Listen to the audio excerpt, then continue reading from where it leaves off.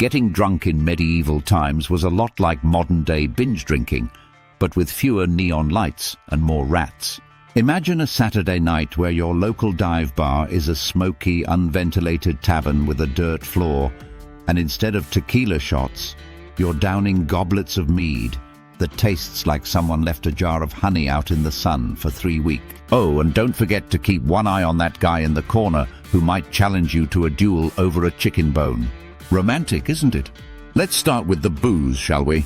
If you think your favorite craft beer is rustic, you should try medieval ale. Brewed with wild yeast, questionable water, and whatever herbs the locals could forage, it wasn't so much a drink as it was a gamble with dysentery. Wine was no better, unless you were a noble and could afford the good stuff. For the average peasant, it was basically grape juice with a side of vinegar. And spirits, forget it. Distillation was still in its infancy, so hard liquor wasn't really a thing. But hey, why worry about flavor when the goal is to drink until you forget how cold your drafty stone hut is?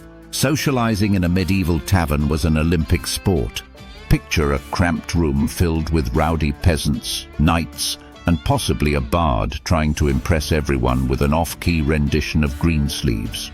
If you were lucky, the entertainment included a bear-baiting match in the back, or some jester who was one bad joke away from getting pelted with stale bread.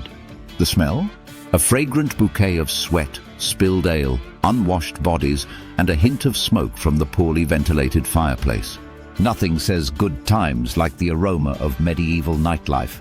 But let's talk about the aftermath, the hangover. Waking up in medieval times after a night of heavy drinking was like rolling the dice with fate. You might wake up in your own bed, straw mattress if you were fancy, or you might find yourself in the stocks for drunkenly insulting the local lord. Head pounding, too bad. The cure wasn't a greasy breakfast sandwich and a sports drink. Instead, your options ranged from chewing on willow bark, the poor man's aspirin, to drinking more alcohol, because even in medieval times people believed in the hair of the dog. And if you really overdid it, the local barber surgeon might bleed you, because nothing says cure like losing a pint of blood. In conclusion, getting drunk in medieval times was a perfect mix of desperation and chaos, a communal exercise in forgetting how terrible life could be. It wasn't just about having fun, it was about survival.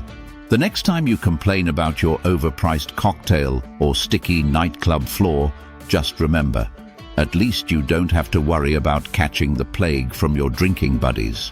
Cheers to progress!